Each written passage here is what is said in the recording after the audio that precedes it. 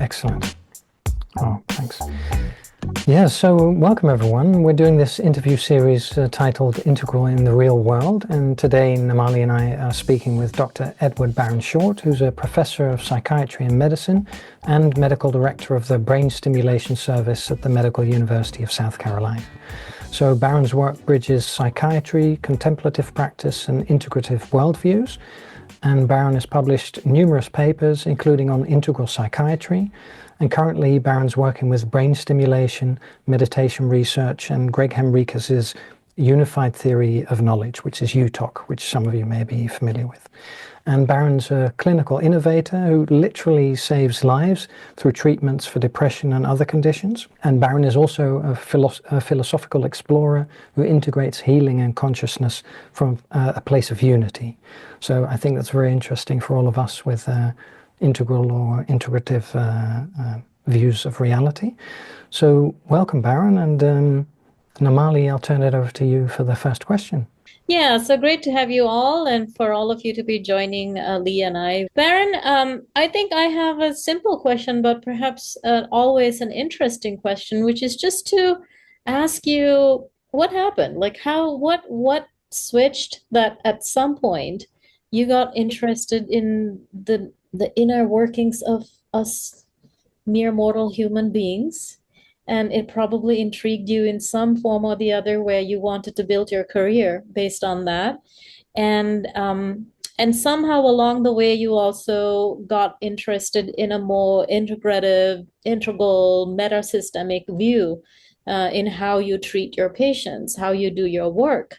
So would love to just simply hear what's the background to you? Who are you and how did you become who you are today sitting in that seat? Well, thank you, Namali. I think we're all discovering who we are, moment to moment, but in a relative sense, historically, I'm 51, will be 52 next month.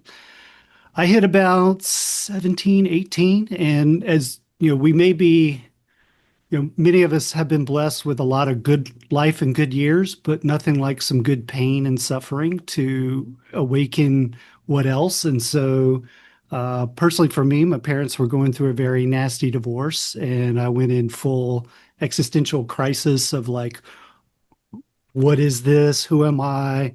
How shall we live? And that put me on a path to just really a radical openness to learn. So while I was in college, I was thankful to run across a gentleman by the name of Hal French, who ultimately I traveled around the ship on a ship with this guy at semester at sea through University of Pittsburgh. Went to Zen monasteries with him. Just he supported that openness. Had some shamans that I got to meet, actually take classes with in college. So I was very interested in the contemplative, the shamanic, had interest in psychedelics at that time.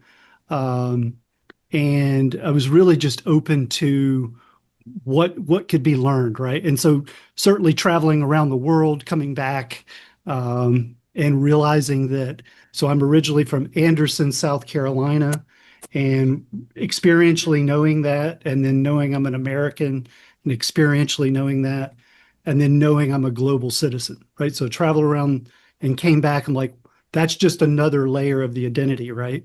And then we can keep going, right? In the cosmocentric, where in that sense, we can know ourselves not just as people in the universe, but the universe in peopling.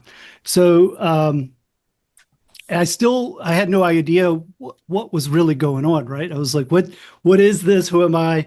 But I hit a place where I at least said I could help.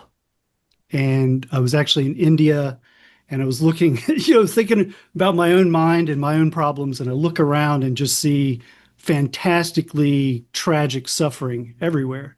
And was like, well, I don't actually have to know what's happening, but I can go help. So that's how I got into medicine and medical school, trained in internal medicine and psychiatry. Was very interested as you're learning all these things. I would even say I probably went through a little period of postmodern madness where it's like depended on the paradigm I'm looking from totally changes how you're viewing yourself, others in the world. And so popping around, um, traditional, modern, and postmodern viewpoints got me a bit confused. So that's how I got interested in Integral and Ken Wilber. I remember that was 2003 when going to his loft, meeting Sean Harrigan's. I know my wife, girlfriend at the time, was enamored with Ken, who was the true bodybuilding Buddha.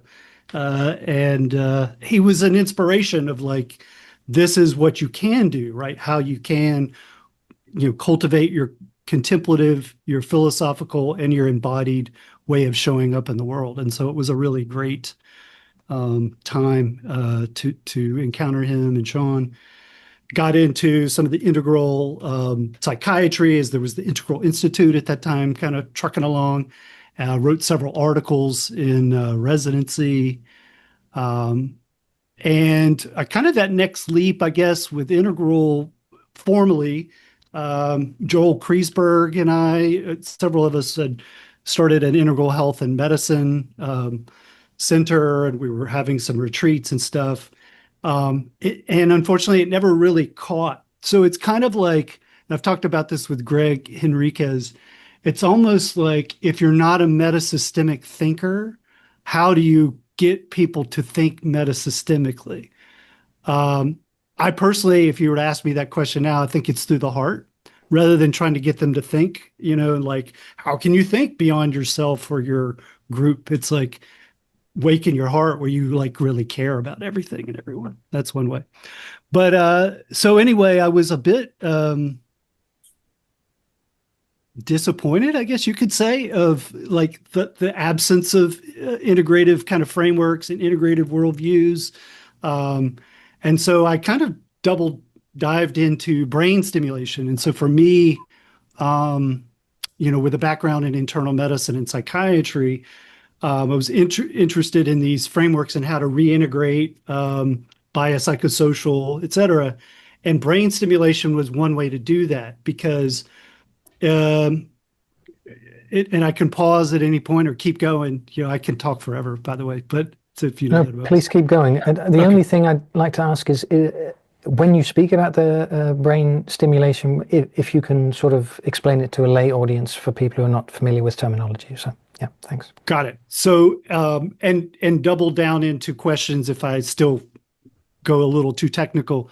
But one way to think of it is, and this is actually where I use a little bit of Gregg's tree of knowledge ontology. So if you think, so kind of big picture, and you say, if there is this in a naturalistic, and we could talk about endo and exo-natural, what's within nature, what might be beyond it, but within nature, there's this energy information and a new plane of complexification of matter, life, and then minded animals, and then culture persons.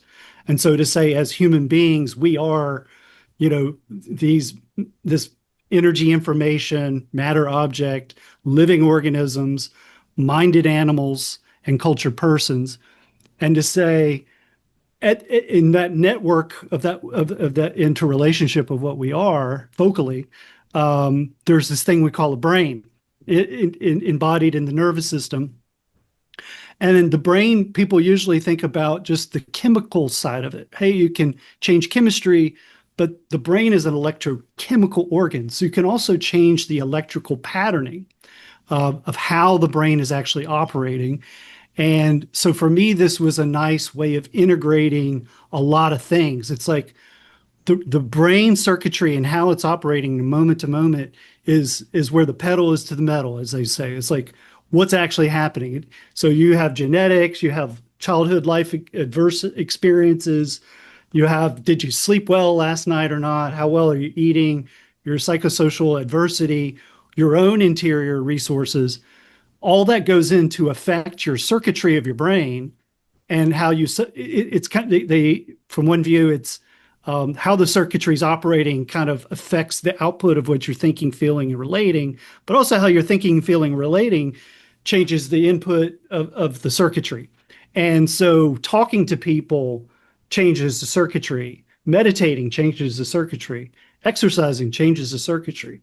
some of the things that we do, we treat with, I would say, very severe treatment-resistant depression. It's important to say everybody's had depression. They've all had a depressed mood, usually for days. Many of us may not have had major depressive disorder where the brain literally gets stuck.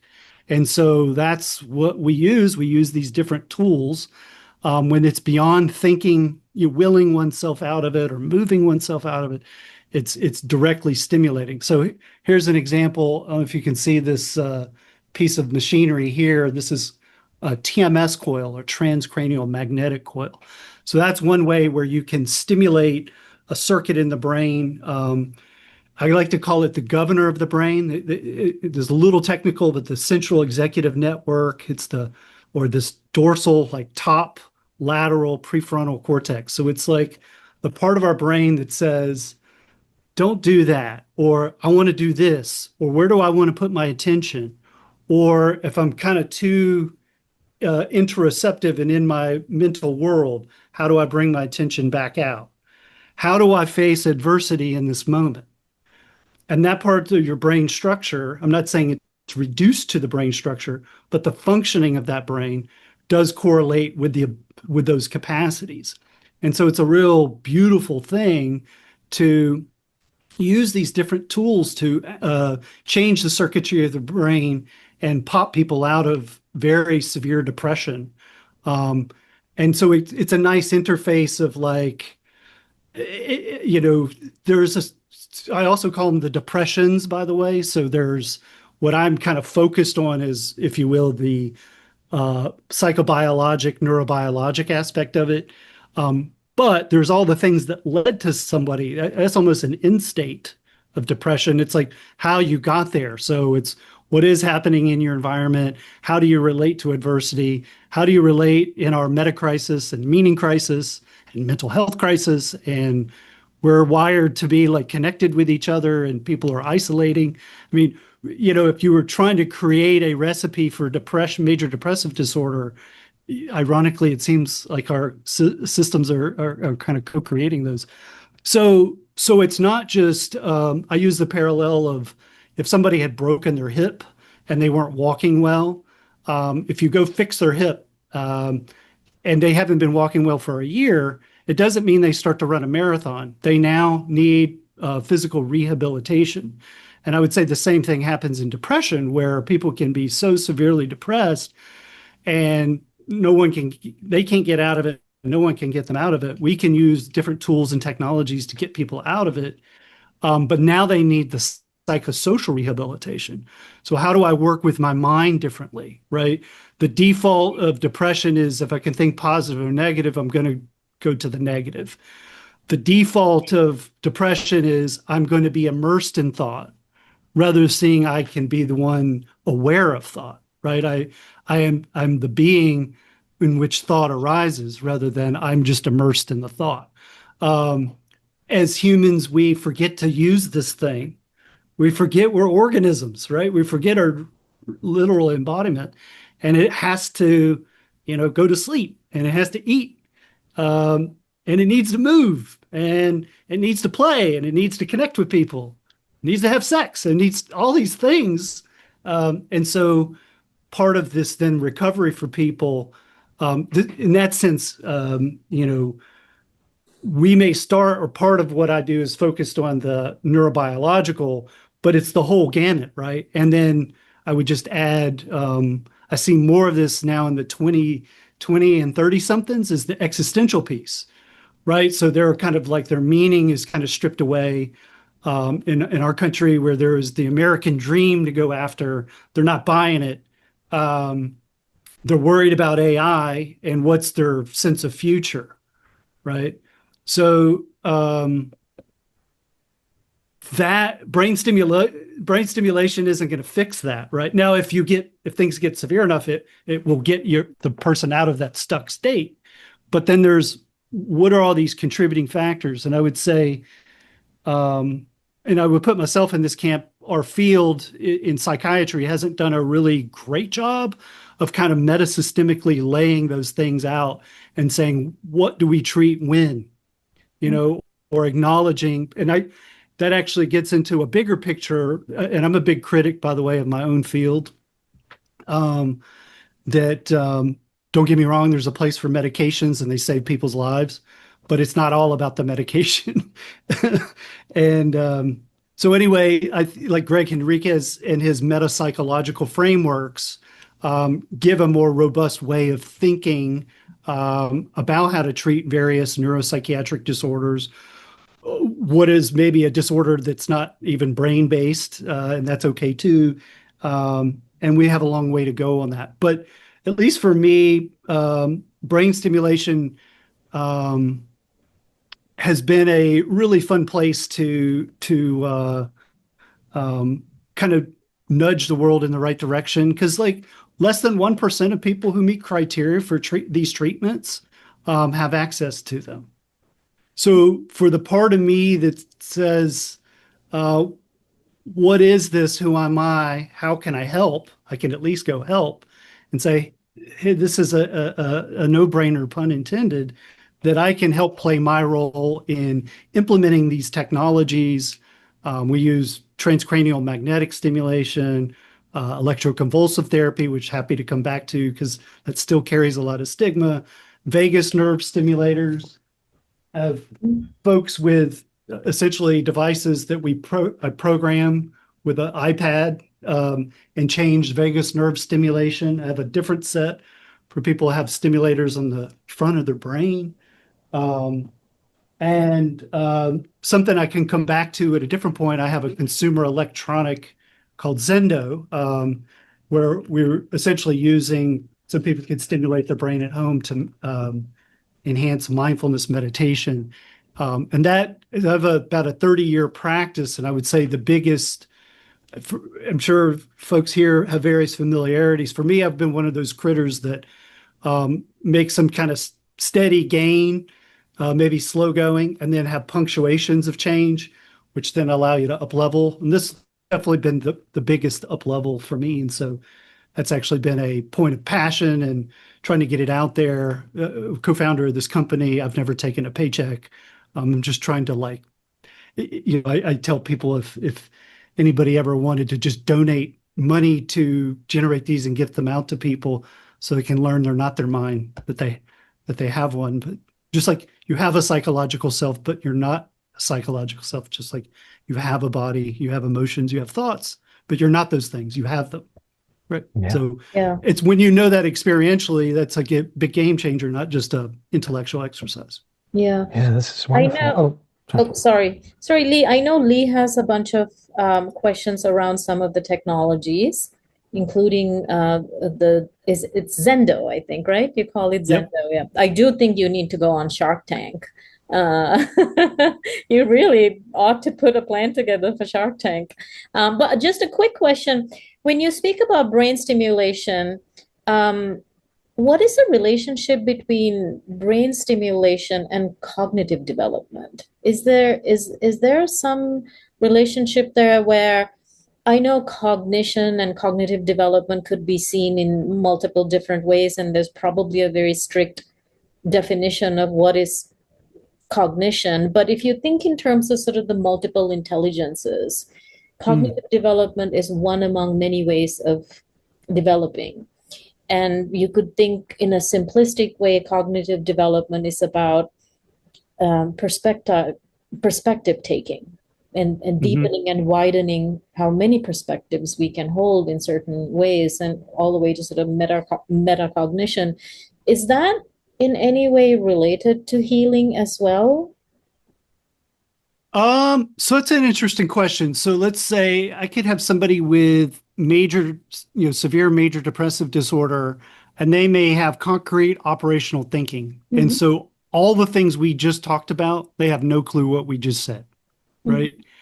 Like if you tell them there's more than one way to skin a cat, and you say, what do you mean by that? And they say, well, you could start at the head, you could start at the tail. Like they don't get higher order operational thinking. You can still use brain stimulation and get them out of that. You also have somebody with, formal operational thinking, systemic thinking. I would almost think of it as the from that view, as a practitioner, as a physician, somebody's cognitive development will, where they're at, will change where I come to them from. Okay. And that was something I had developed over time, because if you're not careful, you just talk over people, right? And then that's not helpful for them or you. I think brain stimulation, I would flip it around and say, right now it's more focused on changing of state and circuit state. I will, more of a speculation, but if somebody had repeated arrest and severe depression, it presumably could, I don't know if anybody studied this, but presumably could arrest cognitive development, because people are not moving through various psychosocial stages.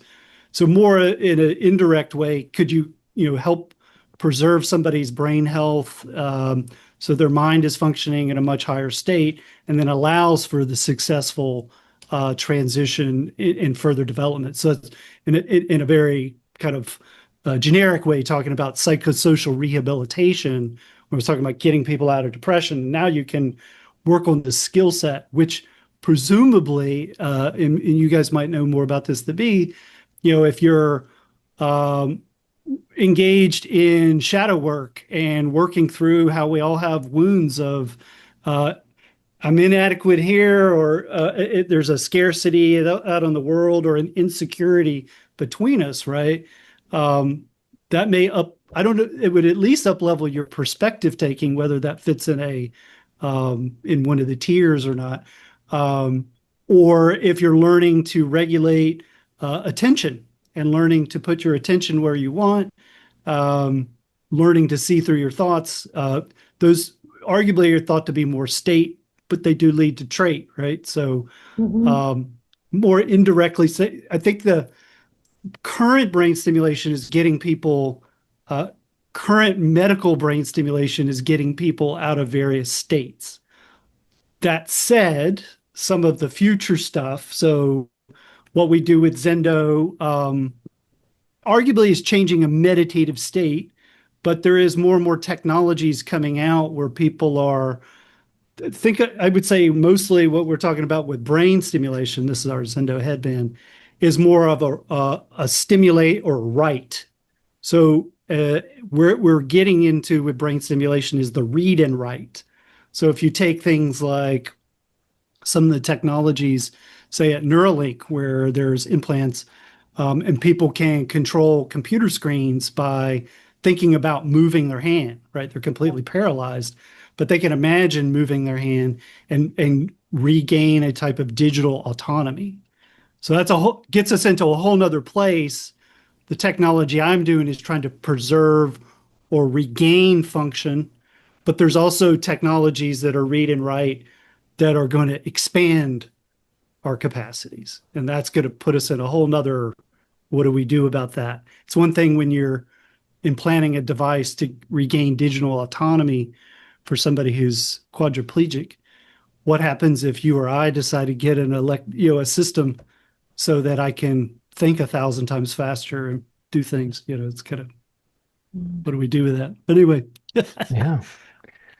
Yeah, it's wonderful, Baron. And can you take us through perhaps an example of what it's like for people to experience the process? So, for instance, someone comes to you with a major depressive disorder, and the first time you see them, do you engage in the TMS, so the transcranial magnetic stimulation already? And if so, what are you targeting, and how do they respond? What is their inner experience? So can you give us sort of an experiential view into what a path is like?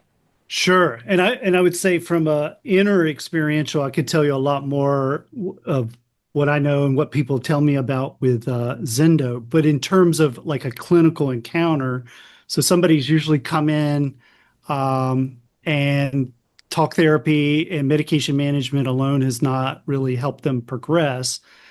And by the way, the stats are terrible and people don't talk about it enough, right? So first medication has a 30% chance of working, second one a 27%, third one a 14%. And by you get to number 4, you have a less than 7% chance. If this was any other field of medicine, we'd call that a failure. right? So those people come to see us, and we have a 10 times better chance of getting them out of these states. TMS, this would be an example of one type of it, is usually what people will come and do. It was FDA approved for treatment of depression in 2008.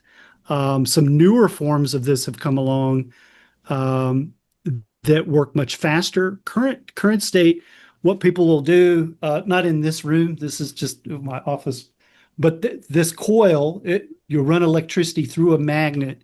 It produces an electromagnetic pulse that goes to the skin, muscle, bone, and touches the brain and depolarizes or activates those neurons. At the frequency you set, at a high frequency, it activates neurons. If you put it at a low frequency, it'll inhibit them. So, for example, if I put that over my motor speech area in my brain at an inhibitory way, and I started to count, I would go 1, 2, 3. So you can literally disrupt speech, things like this. You can disrupt or activate circuits, right? You can activate or you can enhance or decrease craving for substances. In this case, if we're doing depression, we're going after this dorsolateral prefrontal target.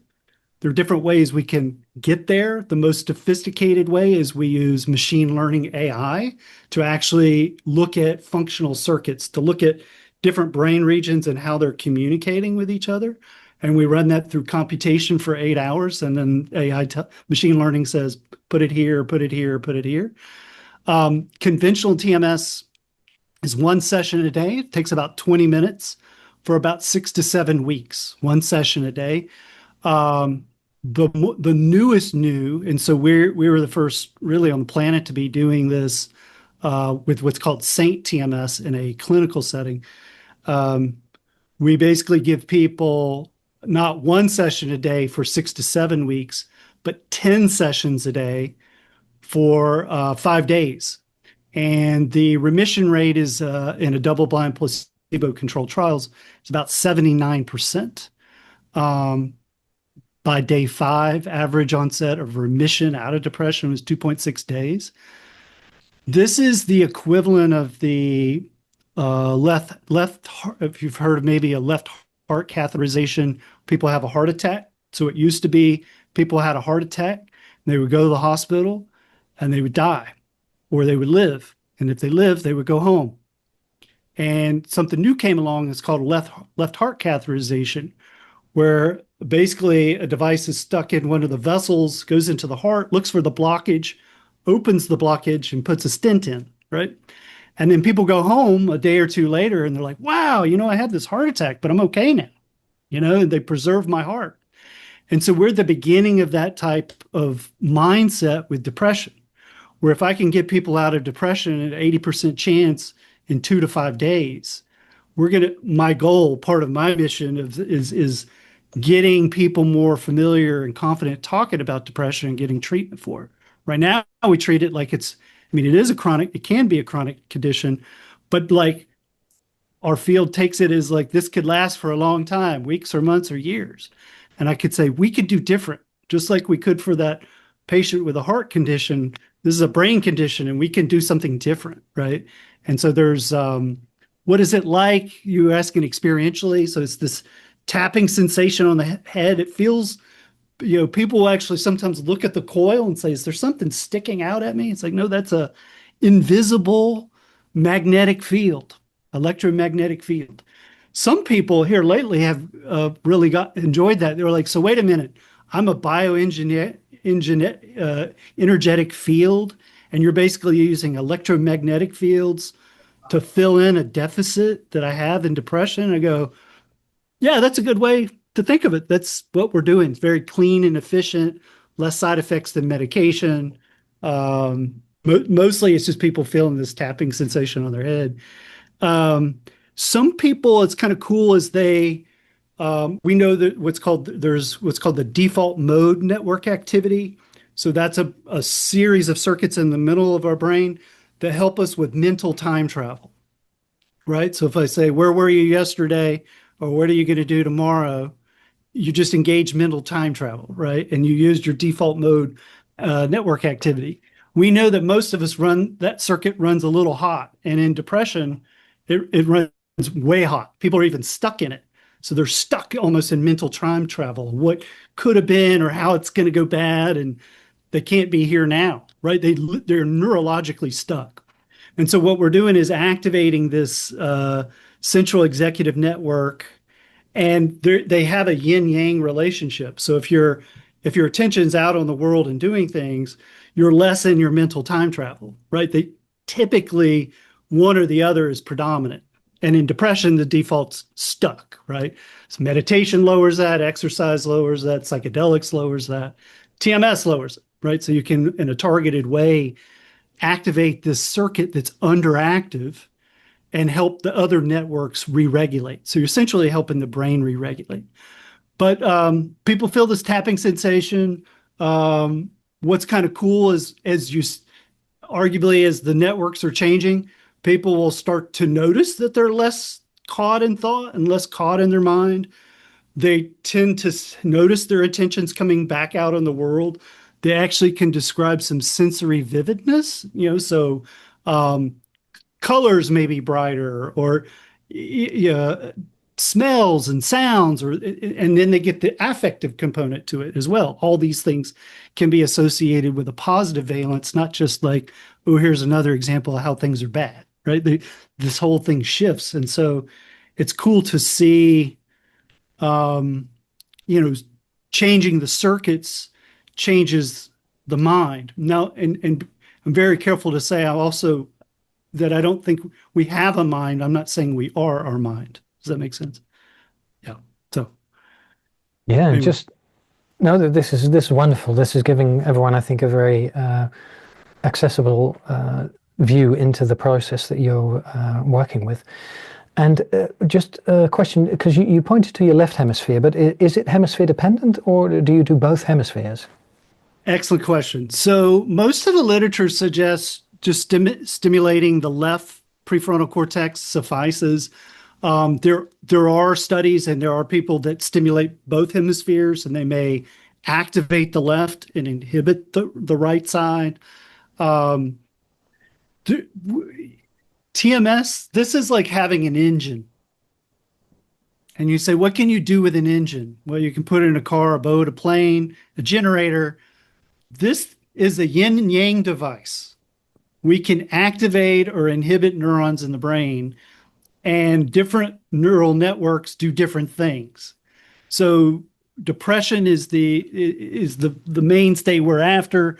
We treat OCD, we treat smoking cessation, we treat chronic pain, and more in the motor cortex, tinnitus. I mean, we treat a lot of different things, and there's a lot more to come. Side piece to that, I remember a person we treated with autism, and talked about perspective taking. So in her case, she was getting treatment for depression, but it started to change her social perception. So kids were making fun of her, and she never knew it, and there was no feedback to change her behavior. And as she was getting this treatment, she started to wake up to, whoa, that kid's kind of picking at me. I never noticed that before. And what, the reframe is what may seem like initially a negative thing. It's like you now have a feedback mechanism. You're actually recognizing how people are responding to your behavior, which means you can change your behavior, right? Welcome to what we're all encountering, right? Congratulations, for better or worse. So we're at the beginning of what all these tools can be used for. Happy to dive in anywhere specific or general, but this is cool technology for sure.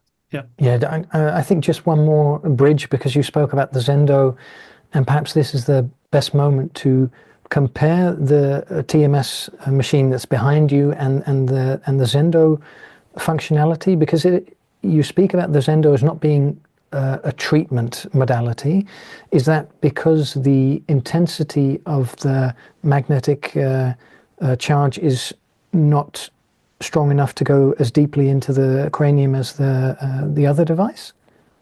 That is correct. It definitely is not as strong as a TMS device. So here's a headband This was a labor of love, but basically you can see these two pucks here, and basically you take a set of pads, put them in the pucks, put them on the head, and turn it on. It has a current of what we would call 2 milliamps, 1 to 2 milliamps. This is substantially more. If you take something like ECT, it's like 800 milliamps. So, yeah, our Zendo is like a brain stimulation light. The underlying technology of it's called TDCS, or transcranial direct current stimulation. It's currently not FDA approved for any medical condition, although it is being studied in different types of head stimulation, are being looked at for treatment of depression that could be perhaps an at-home device. So we're very clear to just say that people are not using this. Well, we use it to enhance mindfulness meditation. People use it for that, but they also use it for other things. Like people reach out and say, I use it for my mood or stress or anxiety. In my case, how I even got into this whole thing, my co-founder Bashar Badran, he worked in our brainstem lab, and I was one of those critters that I guess I wasn't really looking for anything to enhance my meditative practice. And he was somebody who didn't know what would it be like if your mind was still.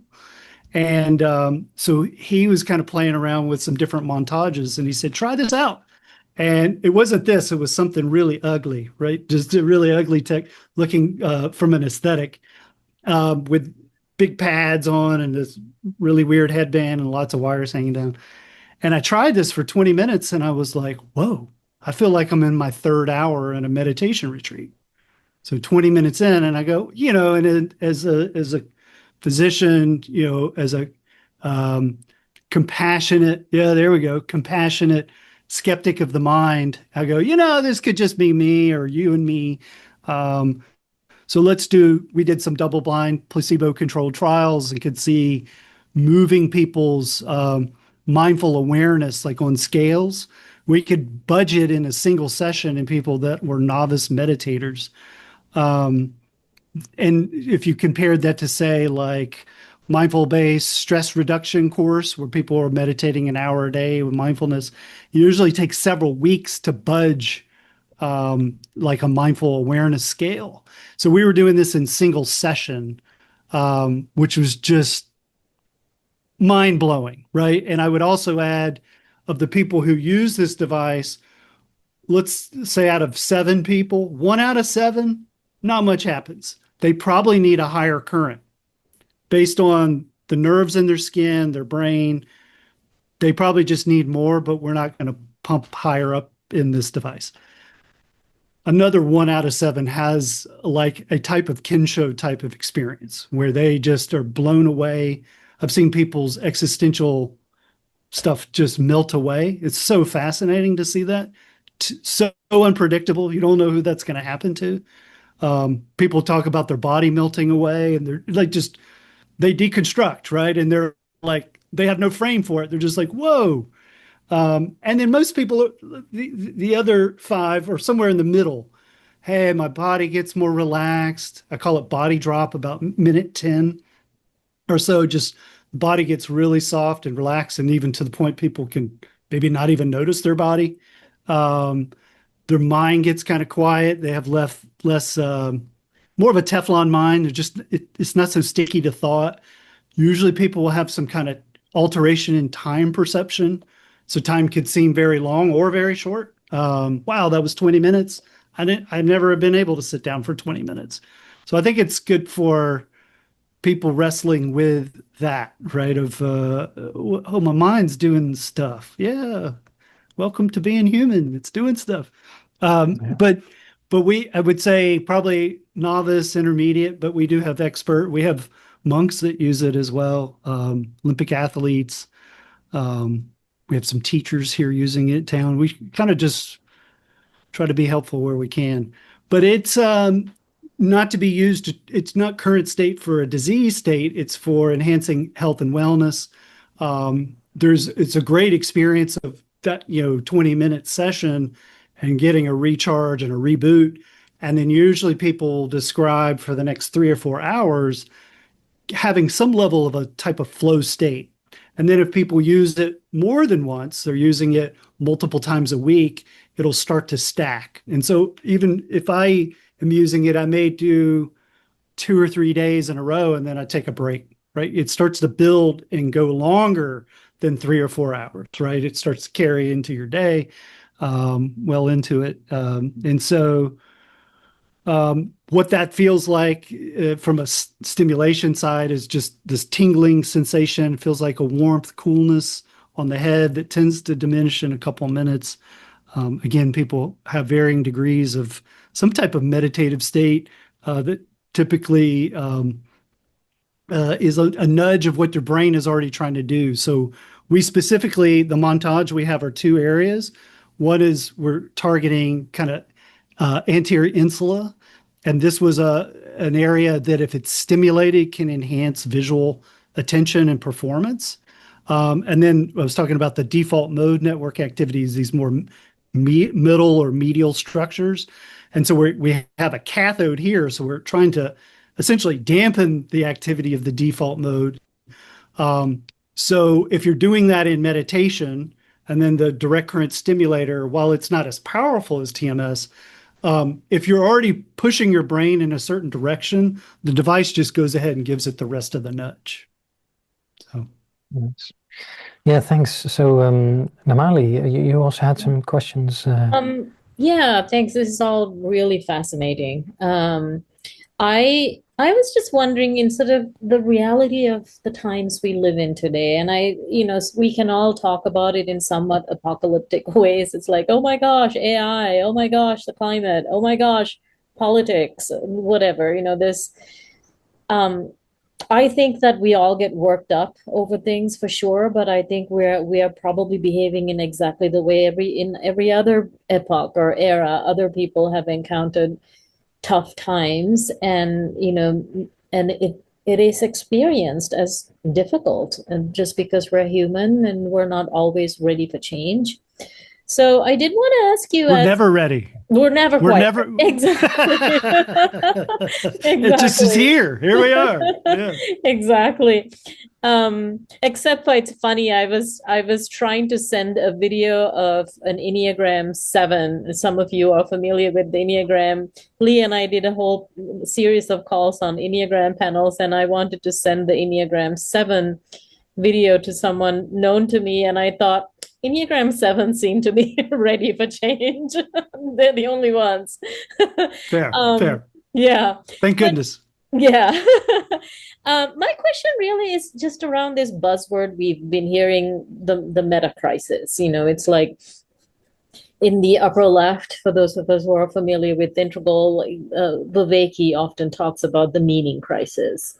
And like just the major depressive disorders, as you brought up already, anxiety disorders, all kinds of physical ailments in the upper right, and then in the lower left, we are kind of drowning in culture wars and all of that type of stuff, and just the loss of connection in itself. Certainly I've been living in the US for 25 years or so now, and I can really tell the difference of having lived in a small country like Sri Lanka, where it's much easier geographically to stay close to people, whereas here it's like my best friends, to see them, I have to get on a flight, a 3 or 4 or 5 hour flight. So there's the kind of the loss of connection and the culture wars and all these lower left stuff. And then the massive sort of complexities, exponential complexities around the hyper objects in the lower right, with AI and climate and infrastructure and all of that. I'm wondering if you, as a clinician, if you're actually seeing the impacts of these things, that of people who come to you, of being impacted by what we refer to as the meta crisis. And what do you do with that? How do you help them? Yeah. That's a great question. I think there's a couple of layers. It's like, how do we deal with it personally together, and then in this context with patients, how do we deal with it? So kind of working backwards. With patients, I think part of it is, hopefully as a good physician, we realize we lose all our patients. Yes. Mhm. The health deterioration will always win. What do we do with that, right? We didn't give up. We quit treating people, did we? It's its own micro version of this. Like, hey, things are changing in a big way. In this case, we don't even know how they're going to change, or we catastrophize how they're going to change, or maybe that is going to how it's going to go down. Um, so I think part of it is like recognizing, like being a good as a physician, making peace with this, and then with a patient saying, you know, I talked about the depressions earlier. When is it so embodied? So I think about a biological depression. It's like it gets so embodied, people's sleep is disrupted and they can't eat well and they can't concentrate and they've lost all pleasure and joy in anything. They get to the point that they want to die.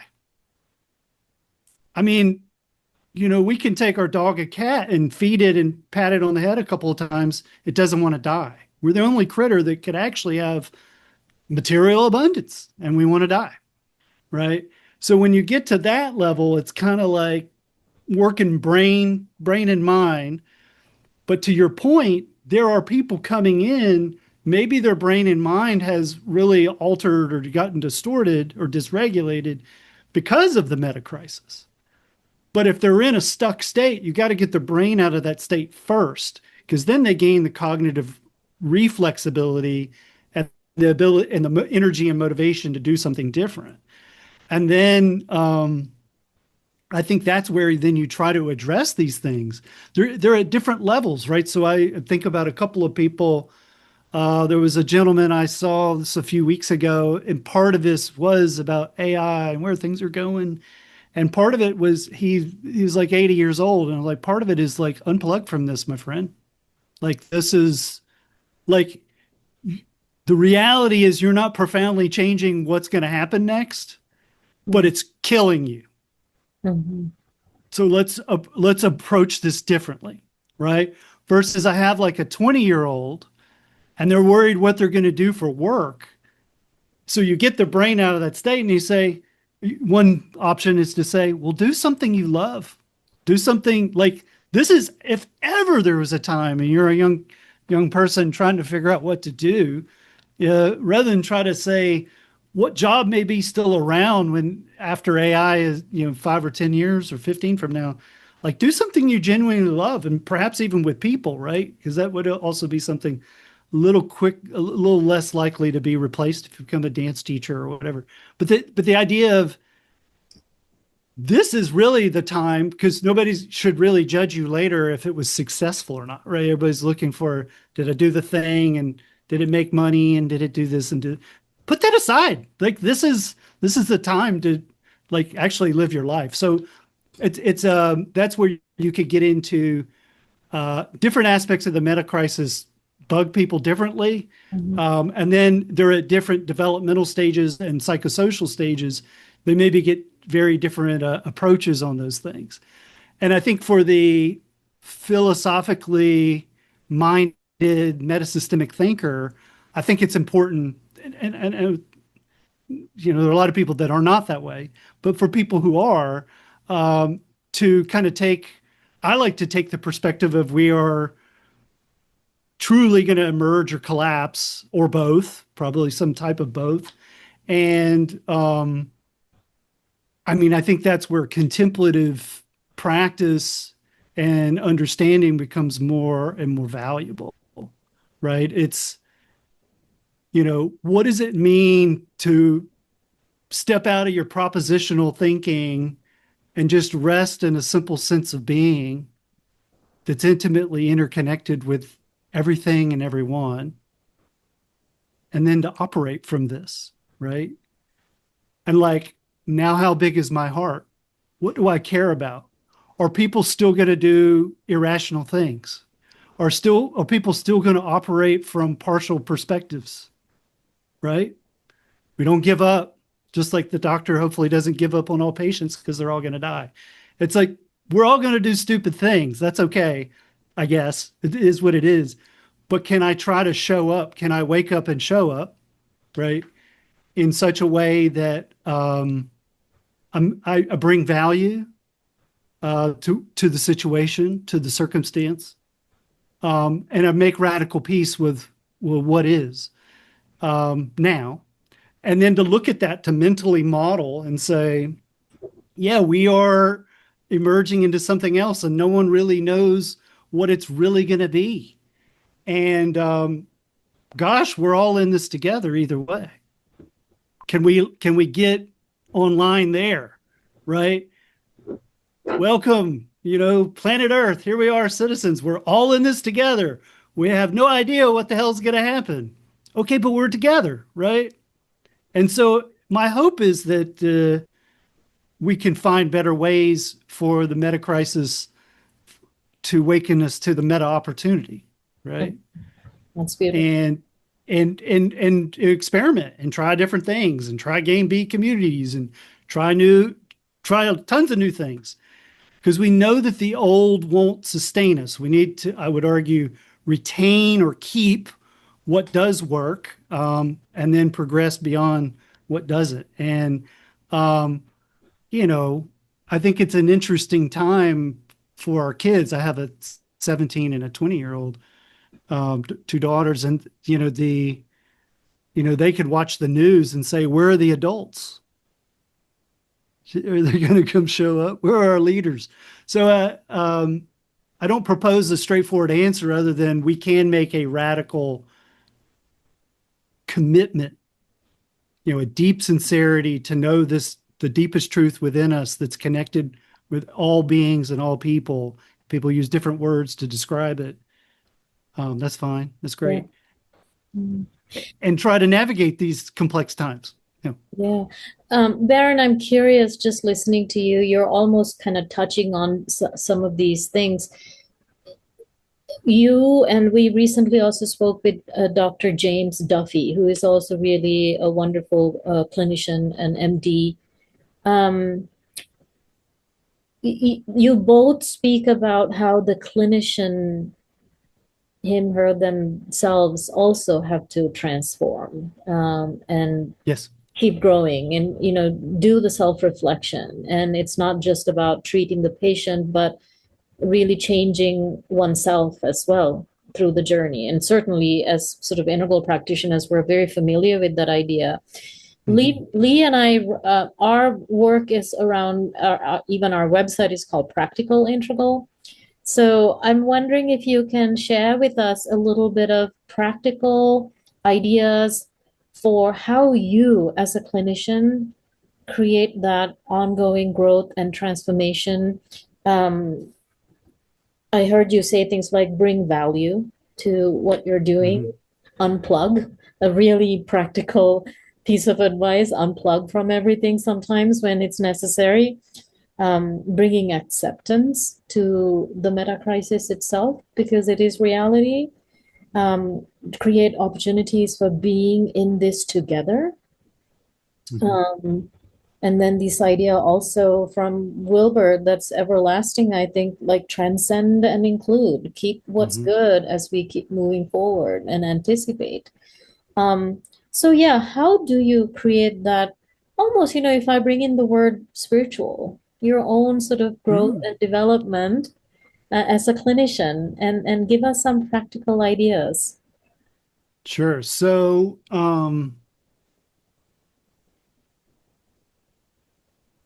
I'm going to say something. I'm going to tell you about those ideas, but I'm going to double down on why it's important. So, a little over 2 weeks ago, a student of mine who I mentored poured my heart and soul into this person because I could tell he's special meaning he was going to create really amazing things. And He was a Stanford professor, co-founder of 3 companies, a new type of TMS. I was talking about that 5-day treatment. He was a co-founder of that. He was co-founder of an ibogaine company where they're using very powerful psychedelics for traumatic brain injury. So he committed suicide, and we are all destroyed. I mean, in some ways, I'm glad we're interviewing today than like a week ago. Probably in the past 2 weeks, there's maybe 2 days I haven't cried. I did cry today. And it's a reminder that even if the external may actually seem really great to a lot of people, it doesn't mean it is for within somebody. And this person had he had access to the best doctors and technology and presumably the stigma, he didn't get the help he needed, and there's a part of me feels terrible for not having reached out, you know. So I say that to make it practical, right? This is real deal life and death. I've seen a lot of doctors get disabled with depression. It's usually related to the inevitable change of either I did this and it wasn't as good as I thought it would be. That's usually not the case. I'm doing this and I pump harder than I ever can, but I'm not taking care of myself, so I burn out. I get disabled or I retire. Okay. And so I got some of these lessons even earlier in my career. And so a couple of things I think about medicine as a role, a sacred role. So um, I sometimes will say to people, I perform as a doctor, right? Or I have a role as a physician because I'm trying to make a point that it's not that I am a physician, right? The simple words make a big difference.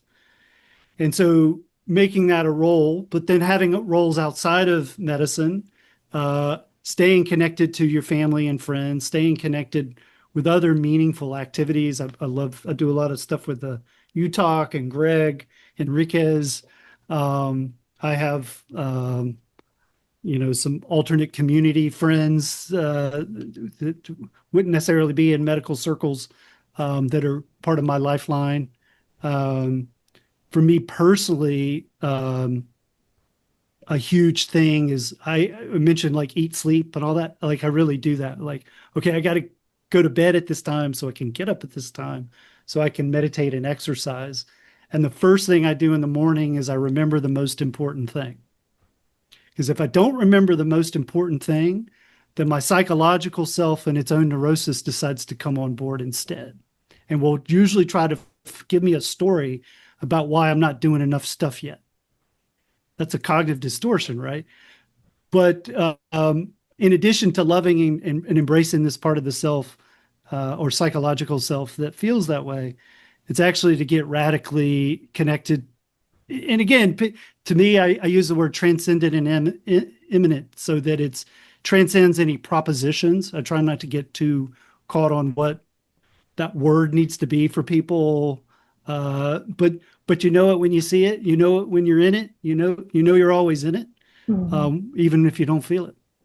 And so I try to get aligned there, do some meditation as well, exercise. I usually do some type of practices about this may be my last day.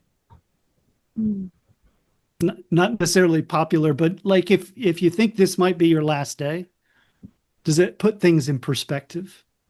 Would we perhaps have less a reaction and more of a response?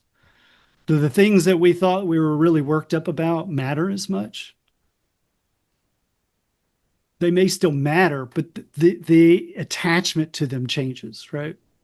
And then and so in that sense of trying to renegotiate into the gift, like that this is a real gift, and then to say, now my day will be faced full of challenges. Everything that I just tried to cultivate and refortify will now be challenged. And that's okay. And every time I really react, instead of like, that's here I have an opportunity, life in reality is showing me places and people and things where I still have work to do, or I can grow or change. So then there's not like a meditation or a spiritual practice that you do for a little part of the day. It's your waking life, right? Can be your dream life too. That's a whole other place. But life is the practice, right? Life is the spiritual practice. Taking perspectives, I would say, like with children, talking practical, there's a capacity for, here is a doctor, and like the reality is you're collaborating with people, but you're also, if you're not careful, telling people what to do within the context of what would be helpful. And then you apply that to your children, doesn't work as well, right? And so to kind of, I kind of almost take this perspective of, can I be vulnerable with people? Can I be impartial? Let's not assume I have all the answers. Doctors get really bad about that, but try to assume I don't have all the answers. I may be way wrong. Can I be empathetic and caring? Which means I actually care. Can I be with somebody's experience without being lost in it? Without being lost in it. So either people avoid getting in people's experience, or they're immersed in it, right? So can we be with someone and their experience without being lost in it? And then can we approach it with some curiosity and wonder? So that's an interpersonal style that I could, practice and embody and know when I'm not. And then I also kind of think about, for me, for lack of a better term, I call it soul work, SOUL work of, if I am, if I have a body and a mind and a psychological self, those are vehicles for me to be here as those. So can I take care of them? Can I work with my family and friends in my community?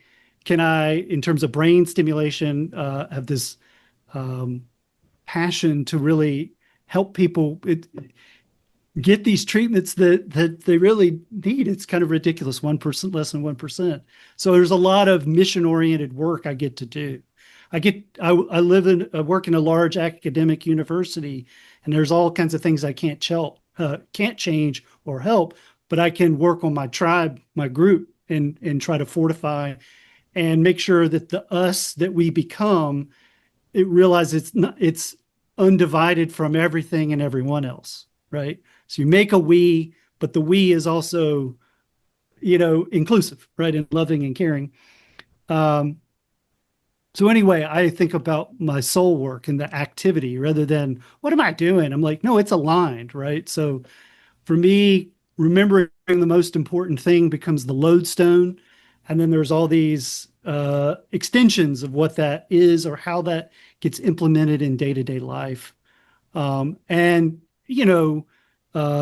forget who said it, but it's like, if you want to know if somebody's enlightened, like, go talk to their spouse, right? So, I'm a hot mess. Don't worry. Like I tell my kids, I go, I'm going to teach you everything I know, and over half of it's wrong. I used to say half of it's wrong. Now I say over half. And the stuff I was right about, do that, and the stuff I was wrong about, just do a little bit better. And if you can do a little bit better, we're making progress, because I did a little bit better than my parents. My parents did a little bit better than theirs. So, yeah, I did, if there was one answer, share it. But to me, it's just aligning with the most important thing and then reorienting everything else from there. Yeah, that's so wonderful.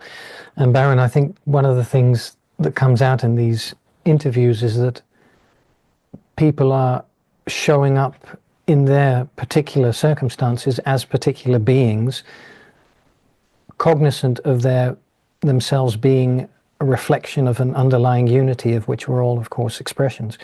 And I think that is, it's very inspiring to share these insights and to know that people in all walks of life are sort of embedded as conscious agents of evolution. And yeah, there's a deep kinship. And to double click on that, there are tons of people that work with me and patients, and they don't know what it is. And they people who work with me, they've heard me talk enough about these things, but patients may or may not, depends on the patient, because skillful means about what you talk about or don't. They all feel it though. They all know it. Yeah. They're like, I like that guy. He's nice. He cares. There are different words for it, but they know it. I think we know it when we show up together, right? Just totally open and loving and vulnerable, and like, we're in this together. Let's figure out what we can. Yeah. So thank you for bringing that up. Yeah, thanks. And speaking about being together, let's open it up to any questions from anyone who's on the call. So if you have a question, you can raise your hand. And Daniel, I already see your hand going up, so I'll bring you on. Yeah, I had a question. This is really fantastic. I'm so glad that I was able to join this. Thank you, Baron and Namali and Lee for putting this together. Quick question. I've been using, I don't know, for 15, 20 years, audio tracks from iAwake Technologies, the brain entrainment. And it's funny, sometimes I wonder, is this making me dumber? Am I losing memory? There was a period where I swore that it had changed my brain in a bad way. And so I reached out to John Dupuis. Hey, is there any negative stuff that could happen with this over time? But I use the tracks every night, some for sleeping and stuff like that. So I'm curious what your experience is from your first person experience. I'm most interested in with brain entrainment technology and what the, overlap or interface might be with. And by the way, I just ordered 2 Zendos. So thank you. a quick start implementer. So thank you. Awesome. Thank you. Yeah, I think, I periodically, if I think over decades, there are periods of time where I've used more type of binaural beat type practices. I've used them at times with Zendo as well. It's kind of interesting. I think until we get really good at, and we're close to move in this direction, until we get really good at syncing the read and write, where there might be a stimulation. So any type of auditory, that's a type of brain stimulation, right? You're stimulating your auditory nerves that are changing your brain, changing your mood. It's the world's first antidepressant, right? And so anything in principle may be positive, negative, or neutral, right? In terms of what it can do. I think binaural beats in this type of technology can be very helpful overall. But to your point, could anybody have a negative consequence? Why couldn't they? So anything and I apply like the medical knowledge, anything that can work also has to have a side effect. Like there is no pure all good. There's no negative. If anybody tells me there's a technology that exists like that, I don't believe it. So could something happen for you or not? I've not heard of people talk a lot about negative or perhaps deleterious effects with that. But we know things can happen, even with meditation itself, right? We know less commonly with people taking 5 or 10 minutes, but people go on a meditation retreat or various experiences, they can make themselves very neurotic or even psychotic. Right. If they but one day we will have brain imaging to say, that's actually kind of like a next version we want to make, is where you would put the headband on and it reads, say with EEG and FNIRS, and it basically gets a complex and says, cool, just go ahead and meditate. Or it says, ooh, you need some stim on top of that, right? Like, so we're not there yet. Nobody's built that yet, but that's kind of like another extension we want to go. And I think one day we'll have social tools behavior. Right? Yeah, but I think we will have tools that'll do that, where we dial all this in. I mean, think about meditation itself and the meditative contemplative path. I'm 51 and started in my 20. If we could short circuit a lot of this stuff, In fact, sometimes people have given me trouble about Zendo. They go, well, if we kind of short circuit this, doesn't that get rid of the journey? And I go, there's plenty of journey to go around, right? And we live in a time where we all need our best foot forward, open mind, open heart, joyful activity in the world. So may have Excellent. partially Thank you. answered your question. Yeah. Yeah, this is all great, especially about brain stimulation. I can testify for that. So you mentioned ECT. So 35 years ago, I had a course of ECT to bring me out of catatonia. So I'm 70 now. Hey, Awesome. so 17, so it was 17 courses. I don't know what's left or right, low or whatever, but just my testimony. I want to. Thank you for saying that. I mean, that is part of breaking the stigma. So if somebody had a lethal arrhythmia, a heart arrhythm, if the meds didn't work, people would cardiovert and there's no problem. But then people neurovert, right? Yes. Kind of convert the neurons. People are like, ooh. And I'm not, to be fair, the technology from many decades ago had clearly more side effects than the modern version. Yeah. Just like just like surgery, right? If somebody had surgery 60 years ago versus now, it's still surgery, but it's safer and more efficient. And then I would also point out, thank goodness for ECT, because if you had catatonia, for people unfamiliar with that, people can get mute, immobile, they don't speak, they can't move, they can quit eating and drinking, and they can die from it. And essentially the brain it's a next level of stuck where people can get to the point they can't move or speak. And rather than let people die, we give them ECT so they can recover and live their life. Yeah, that's beautiful. Anyone Thanks for else? sharing that. Yeah, that's great, Tim. Anyone else? Any questions? I'm sure Lee and I have more questions, but we'd love for you to get a chance. Doug, go ahead, Doug. Yeah, just simply wandering a little far afield or further afield. Just the other purposes of the brain technology stuff, such as, states, basically, lucid dreaming, out of body, memory regressive therapies, other stuff like that. I'm sure you've looked at it. I'm just curious what your take is on all that and where you're going with it. Yeah. So picking out two, lucid dreaming, you can take a type of, I don't know if it's commercially available yet, but you can take a type of transcranial alternating current stimulation and put it in specific areas on the brain and increase the rate of lucid dreaming. I forget exactly. It's pretty high. It was like 60, 70% higher chance of having lucid dreams. Pretty cool. So there is definitely a place for that. And that's a whole other thing. If you can reliably get in lucid dreaming, you're kind of doing a dream yoga and it has its own interesting existential phenomenal kind of things. In terms of the memory recall, I'm always a little cautious about that because our minds are creative and constructive. And so it is likely we can use brain stimulation to bring out certain memories. But what we've learned in neuroscience is memories aren't always tied to something that happened in the physical world. So we have to be careful.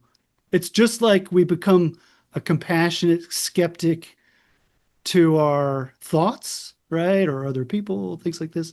We can also do that with our memories because every time we access a memory, we change it. So I double clicked on that one. I'm just a little cautious about memory retrieval, but I think that that's a thing and people can do it and just have to use it wisely. Okay. I think in the bigger, it's going to be so right now I mostly, treat disease states and health, but it's where it's going to go into reading and writing and then connecting yourself to machines and other people. I mean, imagine if we had this entire talk based on the chip we had in our head. Now you might go, oh my gosh, that's crazy, but we're looking at a screen at each other, right? We're looking at pixels on a screen. It's not the craziest thing. Some people would say what we're doing is pretty crazy. Anyway, if you had any other specifics about the mind brain, I'd be happy to riff. Yeah.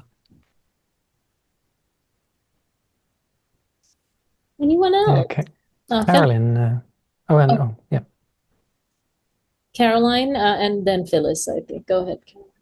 Well, what you just said there was, I just found fascinating, and I have to ask this question. So does that mean your technology can help the mind access a past life?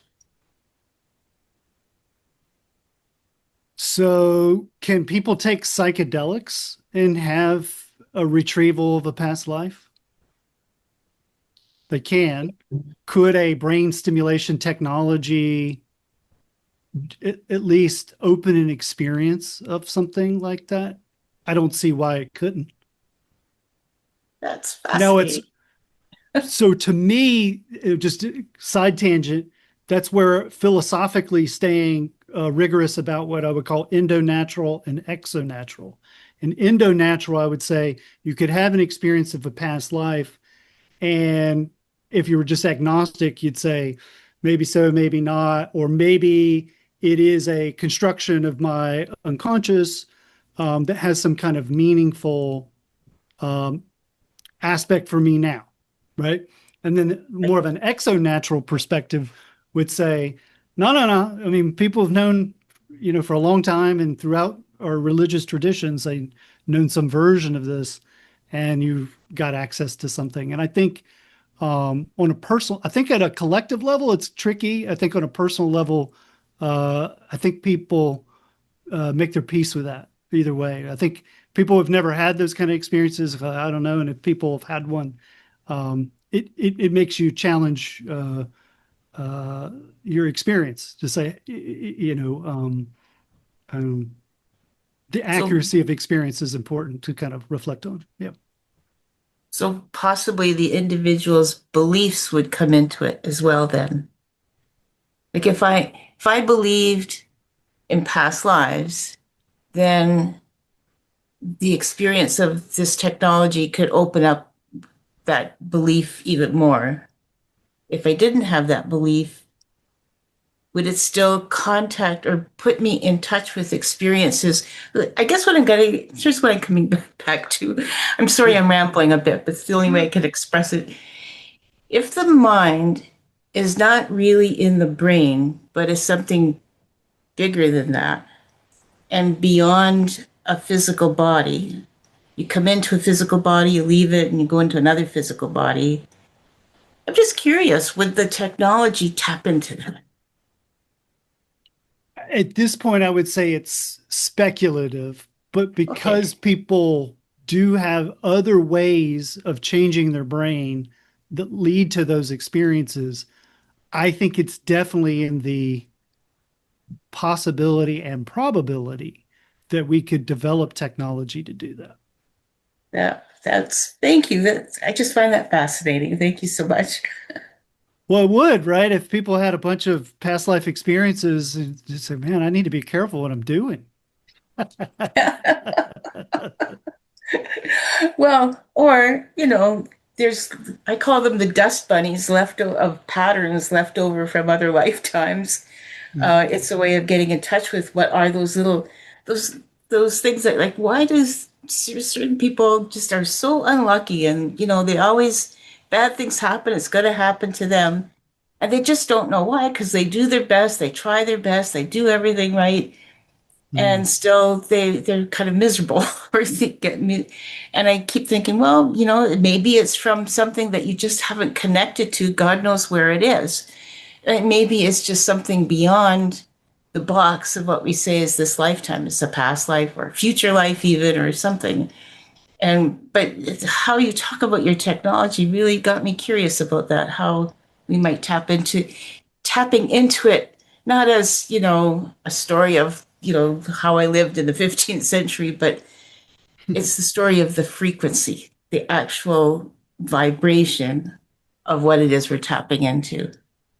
And, it's beyond the body, beyond this place and time type of thing. Well, we're definitely at the beginning, right? Yeah. Of using various types of brain stimulation. And Yeah. there's some people even trying to generate various forms of AI and artificial general intelligence so they can understand how human minds go, right? And there's a whole Right.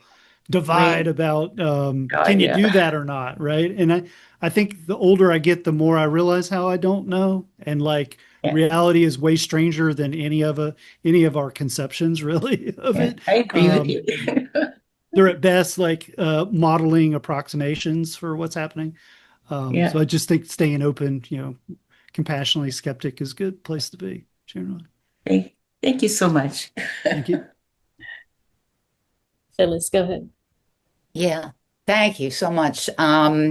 First off, we are beginning like a book club about the marriage of sense and soul, and I feel like I'm looking at an example of it right in front of me, and it's just really so moving to see the way that science and your quest for life and human development and I mean it's just so I don't even know where to begin because there's so many different ways that I'd like to ask you questions, but if you don't mind, I have like just a couple of random questions that I don't know, maybe the best thing is to just throw them out and just whichever one you Yeah. one is you talk about the stimulation itself as being yin yang and being both activating and inhibiting.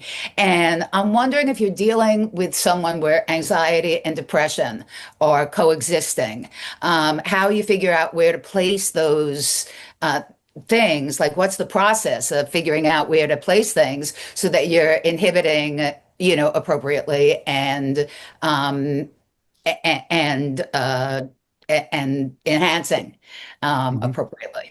So that's one of them. I don't know if you just want me to ramble on with my questions or if you I can answer that one quickly and then you keep Great. going. It's so basically as we started, we were like, well, we think valence or affective brain is that typically you want a more, this is an oversimplification, but want a more active left and a little less active right. So what we would do is activate the left and inhibit the right. And predictably, as reality shows us, it's never as simple as our models, right? So you can also do the opposite. You're like, oh gosh, and people still get better. You're like, oh, reality isn't matching our models again. So long story short is if you were to just go in some of the clinics, they would tell you, oh, we'll activate the left and inhibit the right. And that's partially true, but it's true, but partial, right? It's not the whole story. And I think we have a long way to go of like figuring out the multiple yin and yangs, right? So we're usually going after one main target, maybe two, but imagine we build these helmets that have multi-target, right?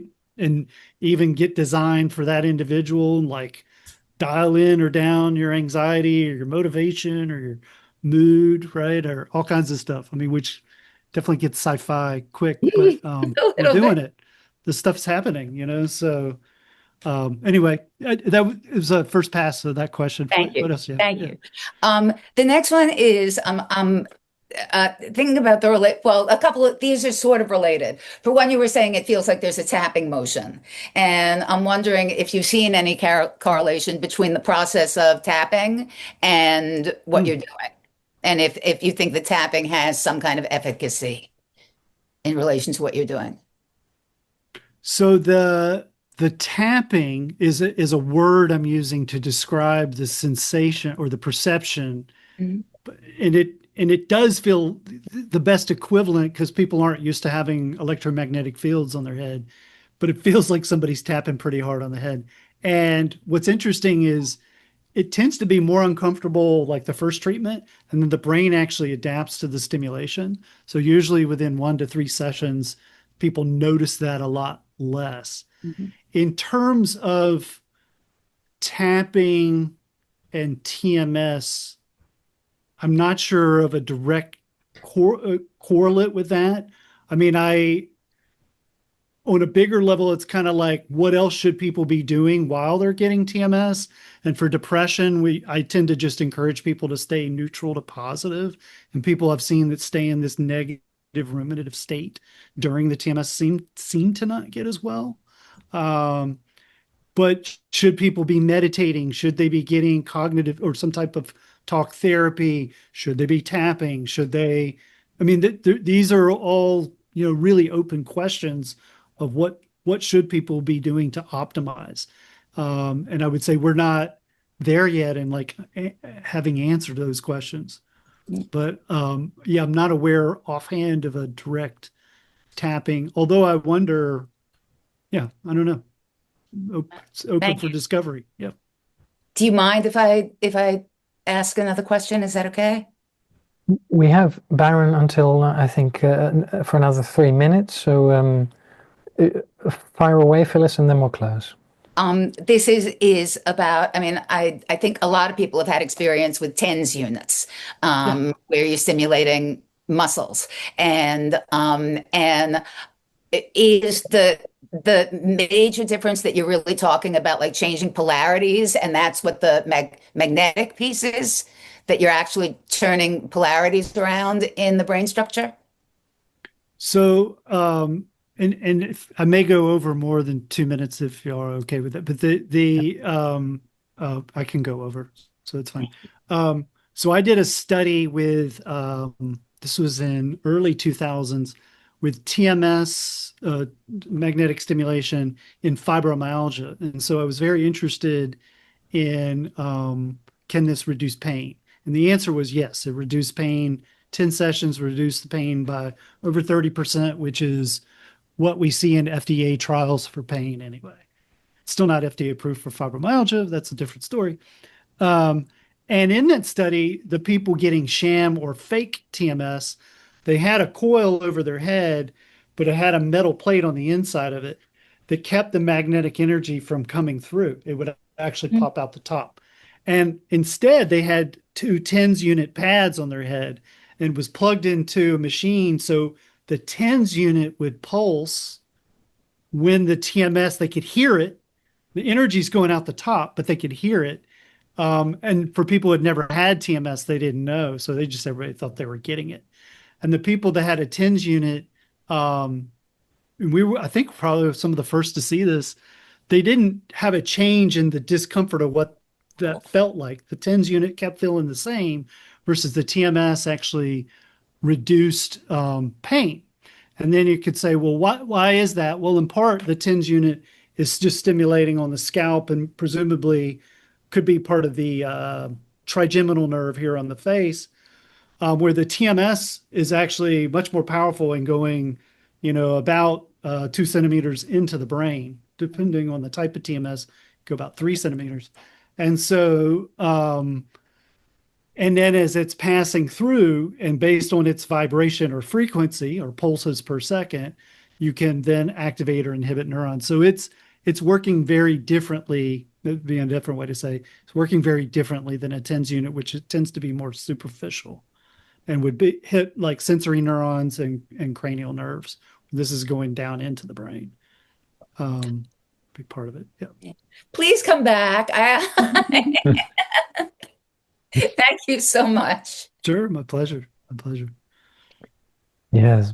Thanks, Phyllis, for asking the questions. And Baron, thanks for sharing all of the wonderful things you've been able to share. And yeah, again, it's really delightful to see people in their natural environment embodying spirituality and awareness and compassion and unity so passionately. So, I was one of these critters. I was hit about 20, and just the way I'm wired, I guess, I could have gone and in fact thought about doing this, of like just being a monk somewhere and just being in the most profound peace and equanimity and bliss and just live in that. And something very deep in me was like, that's not what you're here for. So like I live a life with more reaction and suffering and my heart hurts, losing my friend, the pain of the world, it hurts so bad. Right. And so, I don't want to also pretend this is easy. I'm trying to say, pick your hard, right? Life is hard. So pick your hard, right? In the direction you want to go. And so there was a little bit of a sacrifice of well-being, or maybe not well-being, this kind of profound, you're just happy boy all the time, to roll your sleeves up and like get in there and deal with some ignorance, including, but this one, right?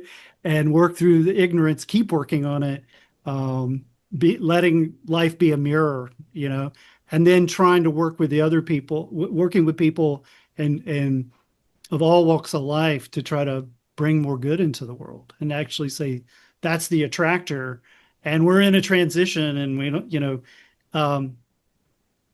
and be that light. Sometimes I'll say to people, there's a lot of darkness in the world. I see people, obviously get lost in the darkness, and I go, we just need a little light, right? Just a little light will illuminate the room, right? So I try to live by that. And it's not always easy, but it's worth it. It's meaningful, right? Yep. Yeah, thanks, Barry. Absolutely, yeah. Thank you. Really beautiful. Beautiful. I was just going to ask if, we've asked you questions, but if there was something we missed, whether there was something you wanted to close with. And I almost feel like you just did that beautifully. So, yeah. Thank you, Dr. Barron. Yeah. And in our own lives, right? Like that things can be hard and it just is, and that's okay. It's like, but pick your heart, right? Make it meaningful. When in doubt, just go help somebody, and that's how you're helping yourself for real. So appreciate y'all having me here. And appreciate you for being here with us, sharing your heart, your mind, your soul, all of it, really.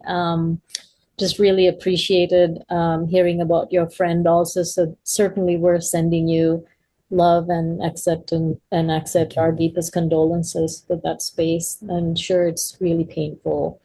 But Dr. Barron Short, thank you so much for everything. Yeah, awesome. Thank you. May your work be fruitful for yourself and for us all, for humanity. So thank you. And thank you for the great work you guys are doing. I mean, if anything, that's, preaching to the choir of how we need more integrative views that we apply not only out in the world, but to each other and ourselves.